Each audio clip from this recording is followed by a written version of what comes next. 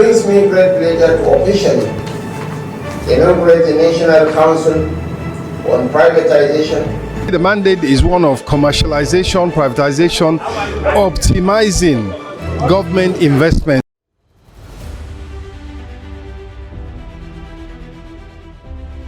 Every time you look at life, you must look at it from the position of what electricity represents: light. Nigeria have all capabilities, extending the grid, upgrading it to the best technology now will attract more investors in the power generation sector. Welcome to OTNA, your window to information on optimization. Success is never final, but it is true that failure is always fatal. And that's why you need courage and consistency to stay at your work, ensuring you get to success at the end of the day. It is true that our country, Nigeria, has done a lot to try and solve the challenges surrounding the power sector. But there's still a lot that needs to be done, and it requires courage and consistency. This is OTNA, Optimizing the Nation's Assets. On OTNA, we take a look at the process of privatization and commercialization, all aimed towards optimizing our assets, bringing gains and joy to the Nigerian people. Thank you for joining us on yet another edition of the program.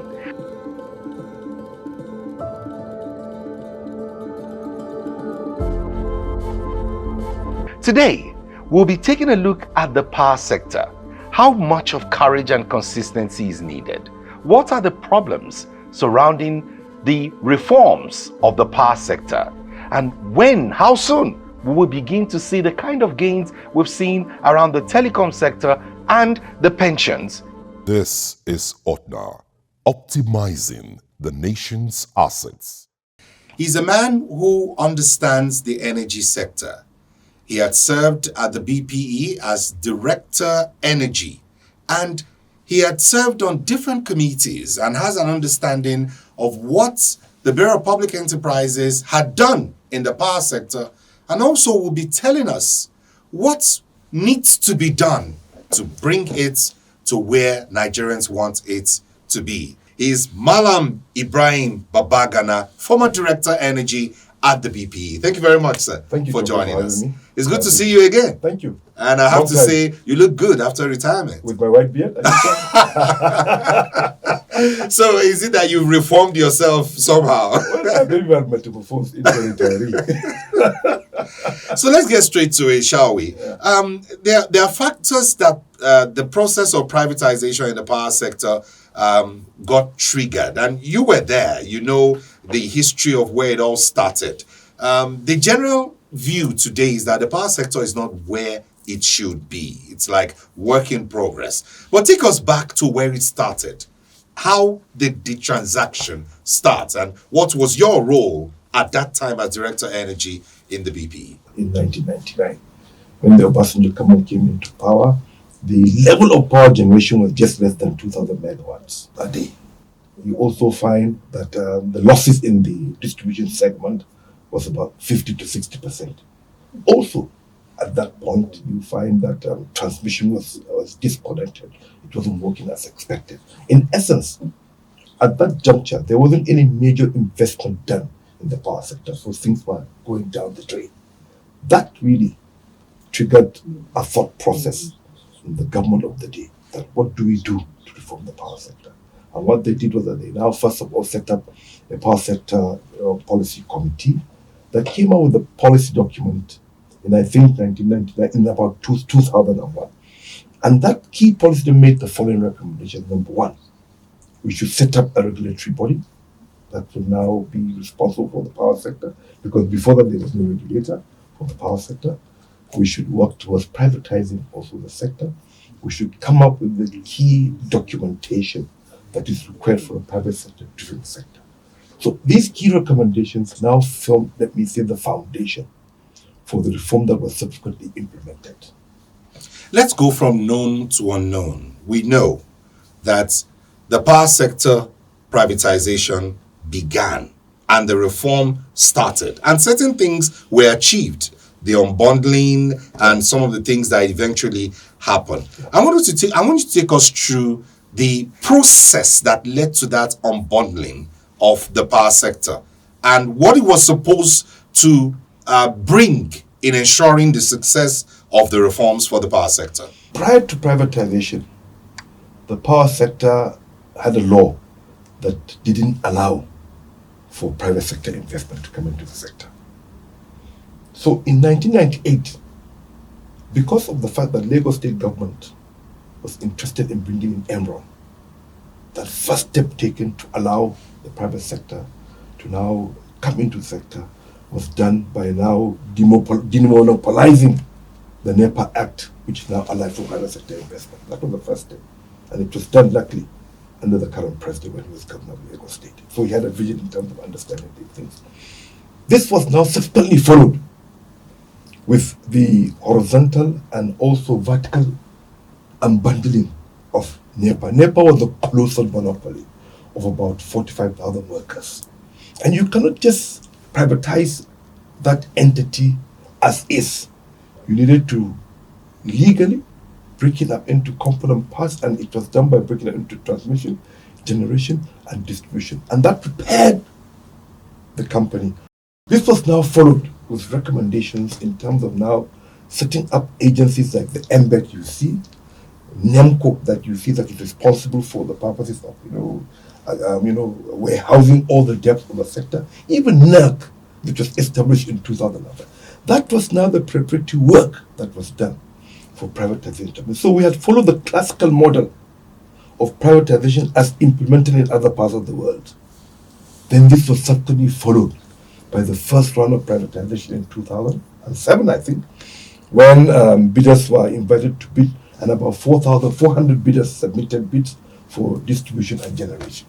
Investors were invited to now put in a bid for the privatization of the GEMCOs, just generation, and the 333 bids were submitted at that juncture. I want us to go to the electricity value chain, and I would like you to take us through that value chain the way it is. So let's look at it. So I think the value chain is very straightforward. What you have is an integrated value chain made up of, first of all, the generation companies, followed by the transmission companies, followed by the distribution companies. They are integrated because one part needs the other, and they reinforce each other. You find that the first step in terms of getting your light, which most customers don't know, starts with the generation company generating and now transmitting it to transmission companies who will the power to the distribution companies, and this can distribute this power to the end customers. And that is why we consider the distribution end of the business as the collection agents for the value chain. Without the distribution company being healthy, without it being able to collect its revenues, without it being able to now make sure that customers get their light, that is why we now experience all these brownouts that you see all over the place. Because you find that in the distribution end of the business, investment has not reached a point whereby you resolve its technical and collection losses that exist in the sector in terms of poor transformers, in terms of wires, and so forth and so on. And that is why every reform that has been implemented is targeted at making sure that the discourse work effectively and efficiently. And that is, and also most importantly, and which is critical, which people don't understand, the distribution companies are the collection agents of the sector. They are supposed to collect the revenues that will now pay the transmission company, that will now pay the generation company, will now pay the MBET and regulators and every other party in the value chain. And that is why it is fundamental that if we are embarking on any form of reform, we must give utmost attention to ensure that discourse operates optimally and the interest of the country. One of the important aspects to this is the customer, because we have Nigerians who are listening and watching, and you would hear some of them say, look, I'm tired. In fact, people very often say they are giving you, say, power 1% and they want you to pay 100%. Yeah. But we do know that everything you do in life starts slowly and grows gradually. Yeah. My question here is, what's the role of the customer in ensuring that the discos are properly fed to be able to do what they should do on the other end, and the value chain will go the way it's meant to go? Well, you see, the customer is very crucial in terms of securing the correct revenues that will be used to feed other segments of the power chain. Every actor has a role to play in achieving that objective. On the one hand, the distribution companies have the role and responsibility of making sure that they meter every customer. They should eliminate things like estimated billing so that all customers will now be billed according to what they consume. And these meters can be prepaid or postpaid. That is very critical. On the other hand, the customer has the responsibility not to bypass the meters, not to tamper with the meters, to also pay up his obligations. That is very critical. And it is this interaction between the disco and also the customer that can ensure that there is consistency in the sector. Because I don't think that the role is only that of one person. No, they interconnect each other. If I, as the disco, I don't go and properly meter the customer, I have not played my role. If I, as the customer, if I meter, I bypass, I have gone against the major ethics of what is to be done. And that is why when we were doing the privatization of power, based on the experience that you had in India, we had advocated for very long, there has to be a specific law that will punish electricity theft, so that it should serve as a deterrence in terms of making sure that we don't do these things that tend to undermine the smooth progress and activities in the power sector. I think the first step that should be taken is for this government must come up with a plan that will address the contradictions in distribution, generation, and transmission. That's first. You cannot make progress without a plan. Nigeria is a signatory to the United Nations Convention that states that you are going to give Nigerians by 2030 24/7 power. How do you do it without a plan? There must be a plan. 2, there must be a ad hoc body that will implement that plan.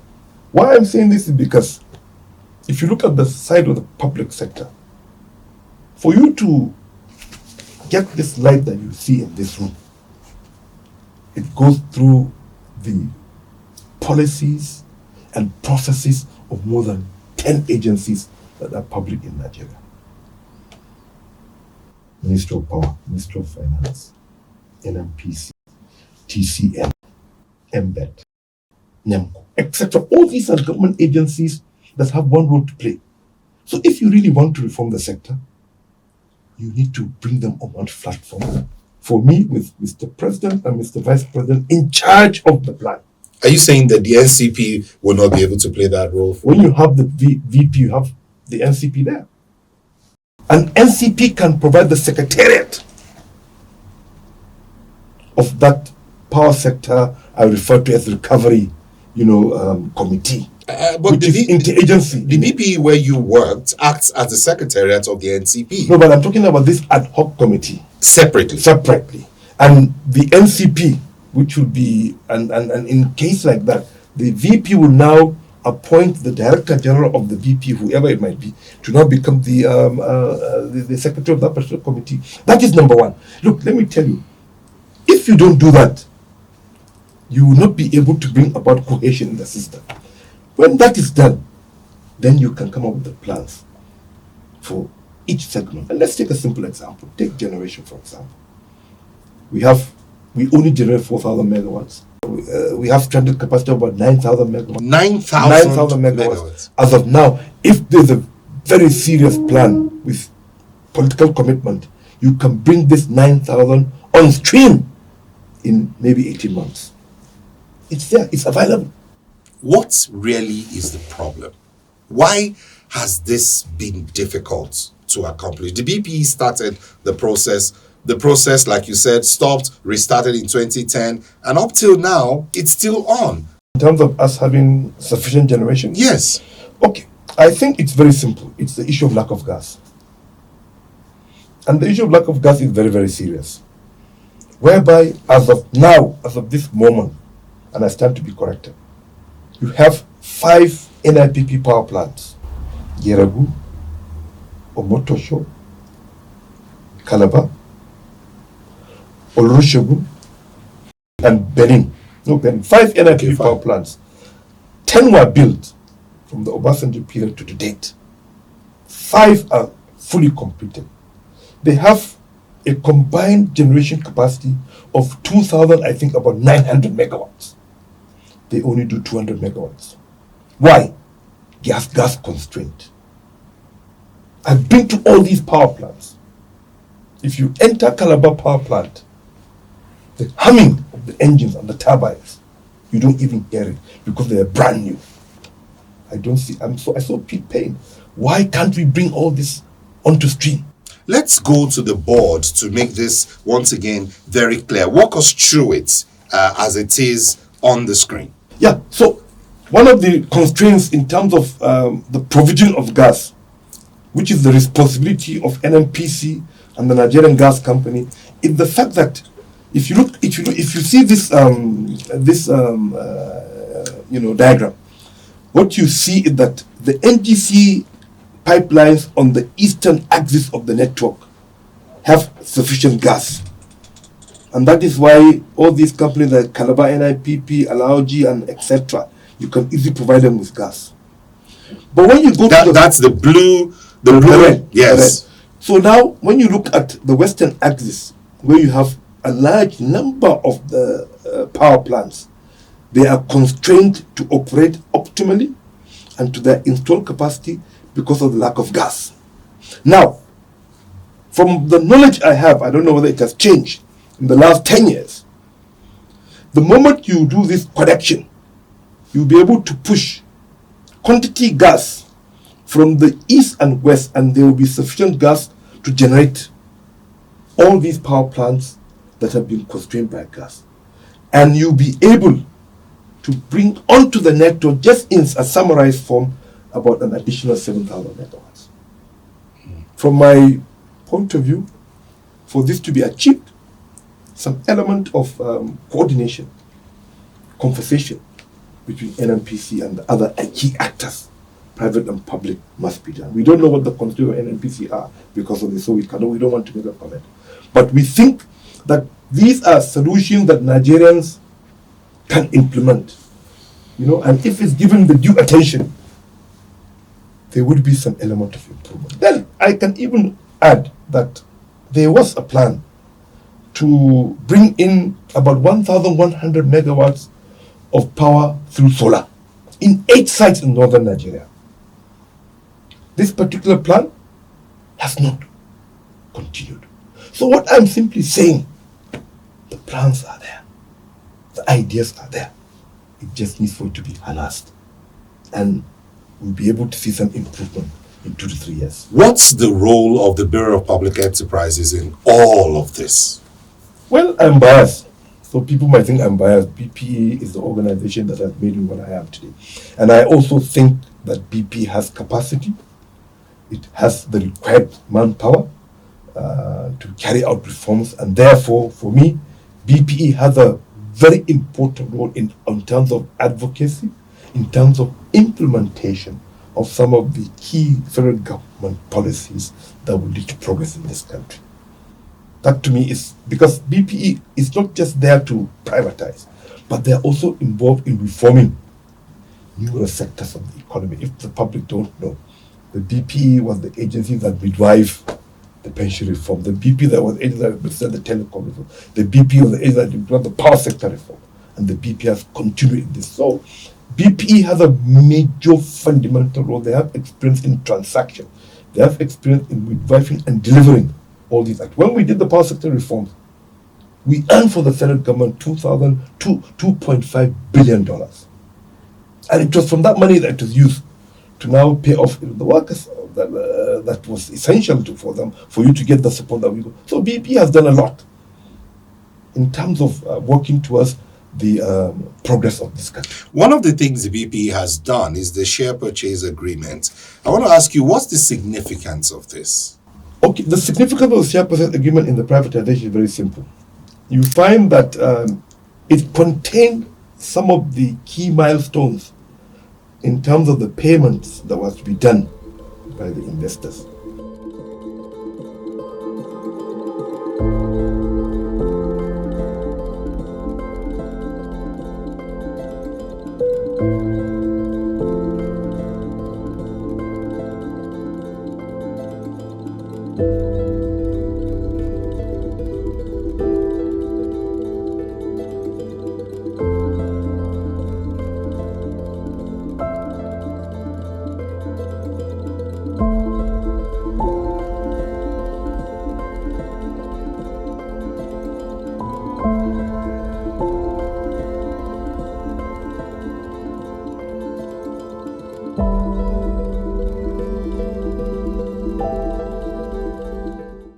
OTNA, optimizing the nation's assets. There is also the part of the IPA, it's called the Irrevocable Power of Attorney. Can you explain the significance of obtaining this irrevocable power of attorney in the privatization process? And looking at this from some of the issues that has been raised recently. I think the reason why you have the power of attorney, first of all, you have to understand the principle. The principle is, look, if you are going to privatize a company or an industry that is under a particular NDA or ministry, and if you have to stop any unnecessary bureaucratic interference or governmental interference by some of these agencies, you need this irrevocable power of attorney.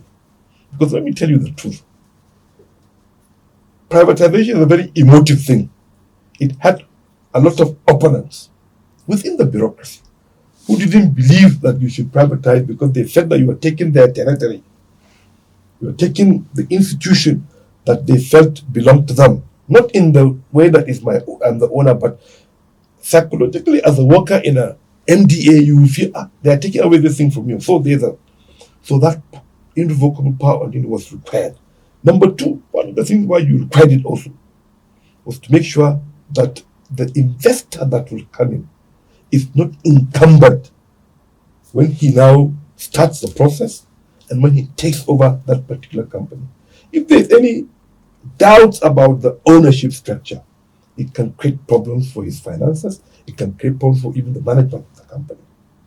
Number three, when you situate it in the context of maybe what has happened recently, 40% were housed, ownership of shares of the distribution company in the hands of the BP has a logic, because you see, up to now, there are certain activities that are being done legally through BPE. And these shares that are 40% are still eventually supposed to be taken to the capital market when things improve. And that is why BPE was given this irrevocable power of attorney. I think there has to be a conversation between the BPE and the Ministry of Finance and the proponents, because they are all one government. They should talk and understand these things. Because, look, I don't see any big deal in BPE warehousing these things on behalf of the federal government. It does not mean that other government agencies do not have a say in this particular matter. So there is a logic, there is a legal basis why these things are done. And I want to advise that, you see, when government does anything, it is always good to follow the legal process. I want to ask you, what is the way forward? Is that the first step in addressing this monster is political will on the part of government. Government must come out and say, this is the direction that we want to go. And all the stakeholders, private and public, should be brought on board to accept, because look, there is no Nigerian that wouldn't love to see the power sector. The second issue, there is enough information in the sector in terms of key recommendations that have been done in the past 10 years in terms of what should be done. So you are not going to reinvent the wheel. There is nothing new that you are going to do. What I'm saying is, if you want to progress, as I said earlier on, there has to be a power sector, committee, call it whatever, with Mr. P and Mr. VP involved. Because you see, this multifaceted sector needs somebody to bring everybody together. But it is possible. Absolutely. And you believe it is possible? It's possible because it's not rocket science. It needs just a committed leadership.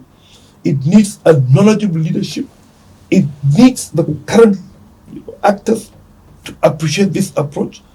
And if they do that, it will lead to some element of success. All right, we will have to leave it there. Let me say thank you to you once again, Malam Ibrahim Babagana, former Director Energy at the BPE. Thank you very much for coming on OTNA.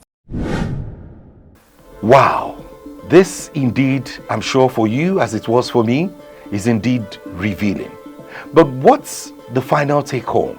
It's the fact that with courage, consistency, the right policies, and ensuring that the things that need to be done are done, we can get it right as a nation when it comes to the power sector. And of course, a lot has been done. A lot is being done, and there's so much more to do. I can tell you, here on OTNA, we'll follow the process until we see it done at the end of the day, making everyone happy at the end of the day. That's it today on OTNA, optimizing the nation's assets. Till I come your way again next week, stay focused and ensure that you believe in Nigeria, because we don't have any other country. It will work as we work on it. Bye for now. OTNA, optimization on the go. What we have realized with power is that, with the right tariff, we can give everybody power. When we met it in 2013, then I think we were doing less than 200 megawatts as a disco. Today we are doing 513 megawatts. We have pockets of injection substations making up a centralized operations hub. With the introduction of SCADA, we have an overview, a centralized overview of the entire system as it runs.